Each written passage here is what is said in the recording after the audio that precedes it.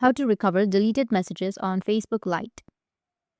So if you want to recover deleted messages on Facebook Lite, then what you need to do is first, you just need to simply make sure that you have a stable internet connection. Once you have your stable internet connection, the next thing you need to do is open up your Facebook Lite. After that, go with your profile, which will be on the bottom, and then go with the top left, which has that three horizontal lines.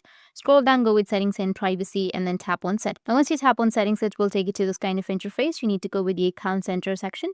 Under the account center, you need to scroll down, go with your information and permissions, and then tap on export your information. Go with create export, which will be on the middle, and then select your Facebook. Go with export to device. Go with the notification email. You can also customize your information. Like if you only want the messages section, then only select messages and then uncheck all of the other options. Once done, you need to just simply go with save, which will be on the bottom, and then go with the date range. I'll select last week, go with save, and then the format, the media quality, and then go with start export.